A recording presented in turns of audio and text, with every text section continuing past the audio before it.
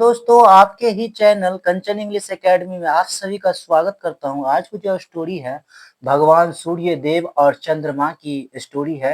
इसी स्टोरी के माध्यम से हम जानते हैं कि हमें सूर्य क्यों जरूरत है, चंद्रमा क्यों जरूरत है। तो चलिए इसी स्टोरी के माध्यम आपको हम हिंदी में ट्रांसलेशन करके दिखाते हैं और उसी के जरिए हमें पता चलेगा। The blue sky, blue sky यानी कि नीला आसमान। हम सभी को भी पता है कि आसमान नीला होता है। तो चलिए हम स्टोरी के जरिए जानते हैं।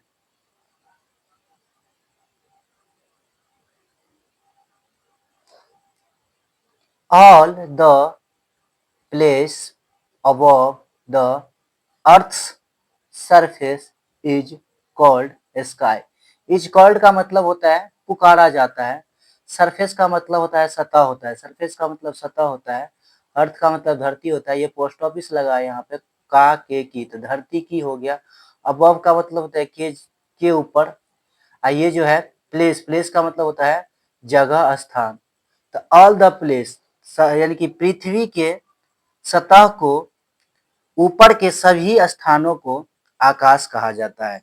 पृथ्वी के सतह को, ऊपर के सभी स्थानों को सतह कहा जाता है।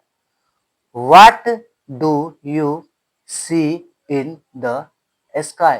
What माने क्या, do you see आप, तुम देखते हो या आप देखते हो, in the sky तो आसमान में आप क्या देखते हो।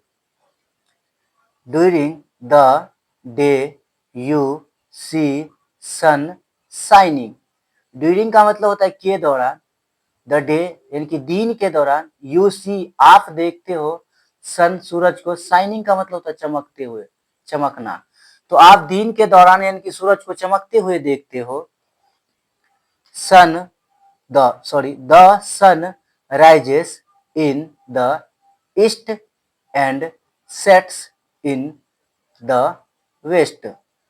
द सन सूरज, राइजेस का मतलब होता है उगता है, इन द ईस्ट यानी कि पूरब में, एंड और सेट्स यानी कि डूबता है, इन द वेस्ट यानी कि पश्चिम में। वेस्ट का मतलब ईस्ट वेस्ट, ये हो गया। ईस्ट का मतलब होता है पूरब, वेस्ट का मतलब होता है पश्चिम। तो सूरज यानी कि पूरब में उगता है और दक्षिण में डूबता है।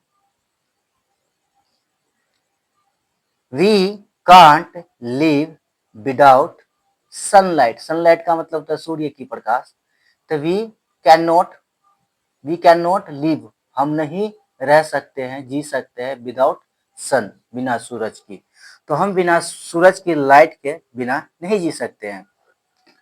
During the night it is all dark. During का मतलब होता है के दौरान, द नाइट रात के दौरान, इट इज ऑल डार्क यानी कि पूरे अंधेरा है।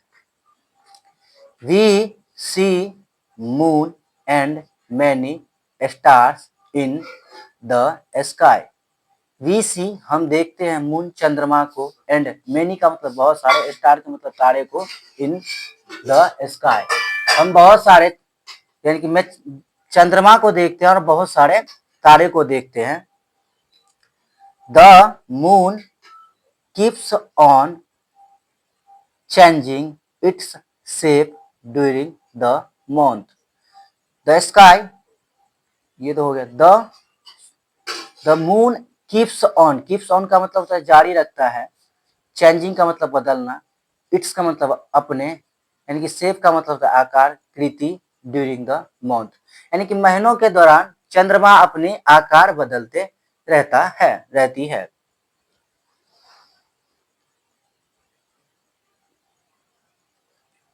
The sky is full of millions of star. Star का मतलब होता है तारे, मिलियंस का मतलब होता है लाखों, फुल ऑफ का मतलब होता है भरा हुआ। द स्काई आसमान, इज माने है, फुल ऑफ का मतलब भरा हुआ, मिलियंस का मतलब लाखों, ऑफ स्टार तो लाखों तारे से आसमान भरा हुआ है।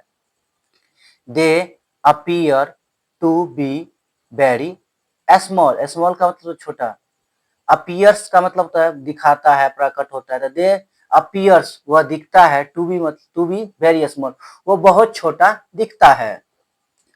As they are very far away. As का मतलब क्योंकि होता है, जबकि होता है, तो क्योंकि दे आर वे है, वेरी का मतलब बहुत, फार अवे का मतलब दूर, तो वे बहुत दूर है। We can see them twinkling at night. We can see हम देख सकते हैं, देम माने उन्हें, ट्विंकलिंग का मतलब होता है टिमटिमाते हुए, एट नाइट तो हम रात को उसे देख सकते हैं, टिमटिम यानी कि टिमटिमाते हुए। किसे बोल रहे थे? तारे को यानी कि स्टार को।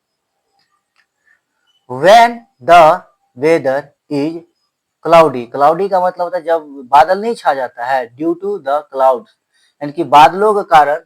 when का मतलब जब, द वेदर मौसम, इज माना है क्लाउडी का मतलब बादल छाया हुआ, ड्यू टू द क्लाउड यानी कि बादल के कारण, इन द स्काई आसमान में, we do not see sun, we do not see हम नहीं दिखते हैं, सन सूरज को, एंड इवन मून यहाँ तक कि चंद्रमा को भी, एंड स्टार्स तारे को भी।